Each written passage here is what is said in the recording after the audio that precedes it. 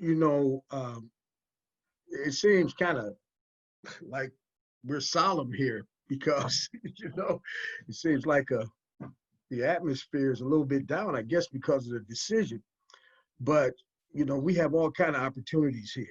And we have to help each other out. I mean, black, white, all the races have to come together and fight together, and I don't know about you, but, I'm a fighter and, I like a good fight. I think that we need to ask ourselves the question, am I my brother's keeper? And yes, I am. I am my brother's keeper. And we need to encourage one another. And I want to encourage you tonight because, this is, nothing. What we're facing here is coming, so we have to get ready for a great battle. But I think, the victory is already ours. I know I'm talking like a preacher, but the victory is ours. See, we're the moral compass of our communities, and right is on our side. And, I remember I was watching The Godfather, and Michael was going to Cuba because Hyman Roth wanted to set up businesses there. And when he was going there, he was driving along and his chauffeur, and he saw something that really shocked him. There was one of the Cuban revolutionaries just tied down with dynamite. And he got out of his car and ran and jumped into a car of some of the Cuban army leaders, generals, commanders. And he gave his life and blew up those commanders because that was his resolve was just so powerful that he was willing to give his life for his country, the revolution. And when Michael got to the hotel and Hyman Roth said, Michael, you haven't given me your $2 million yet. And Michael said, I saw something. I saw this revolutionary give his life for his cause. And, an army that fights like that, I don't believe they can, he said, an army that fights like that and is willing to give up their lives like that, I don't believe they can lose. That's what I saw on April 7th, when I saw my people out there standing in line, risking their lives. I said, an army like that, we can't lose. That's why I'm so very, very hyped up and I'm geeked up about what we need to do, because I know people out here are willing to help, and I also know some of these people don't care about us, but they haven't cared about me since I've been born. So that doesn't bother me anymore. We still have to count bubble gum and recite the Constitution just to vote. They still put obstacles in our way, but that doesn't stop anything. I was even a victim of this virus. I like to die in my bedroom just to the left of me, but I survived it. And when I was dying, I was not afraid. So I knew that God was with me, and I knew that my faith was strong.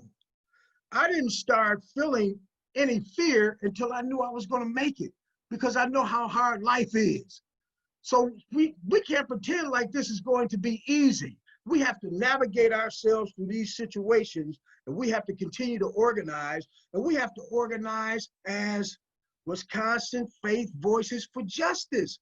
We have to organize like this. We have to put our powers together. We have to put our energies together. We can't lose, gang, because we are on the side of right. We need to continue to fight. We need to continue to register voters, get these people photo IDs, talk about absentee ballots. And some people are having problems with the absentee ballots, but I'll tell you something, I'm having problems with standing in line for 3 hours. I'm having that problem. I'm having problem with people who cannot organize themselves on the last day to go vote and get turned away over and over again. I think we need to vote early. and we need to vote absentee. And I don't, you know, there in Sherman and one of the areas in our city, they had 60% voter turnout, absentee voters, Sherwood. And that says something to me. If we can organize ourselves to educate our people, we can organize to make sure that people understand what happens with these absentee ballots, with these absentee applications. You know, we can't just talk about what's wrong. See, because life is not going to be smooth, gang.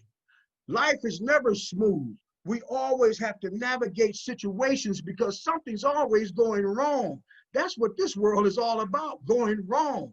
We are the moral compass. We have to navigate, get it back on track. And that's what we need to look at and how we need to see things. We're organizing churches right now. We're asking leaders to contact your members, members contact your relatives and friends and neighbors, and let's find out who's not registered. Let's find out who needs IDs, and let's get them fixed. Let's do that, and let's do as many as we can, because I believe if we do the work, God will bless it. And I just don't, you can't convince me that he won't. And we're getting ready for the purge. See, I'm not waiting for a bird to just fly in my mouth so I can eat. I'm going to go get a chicken, pluck it. I'm going to kill it. I'm going to do all the things I need to prepare myself for dinner. We have to do the work, gang. We have to do the work. So I'm asking everyone to help. Community, along with the faith-based organizations. Everybody's got to help. I'm talking about everybody. I'm talking about underground, overground, off the ground. Everybody has got to help. And we have to get this thing back in place. We have to navigate. We're the navigators. We have to stand strong together. So these meetings should not just be meetings where we just come out and just spew out all these ideas. We should be talking about how we're going to work together and how we're going to be effective doing it. And I just believe we're an army of faith. And there's no reason why we can't get 100,000 souls to the polls easily. That's what I believe, because I have already counted the numbers in my town.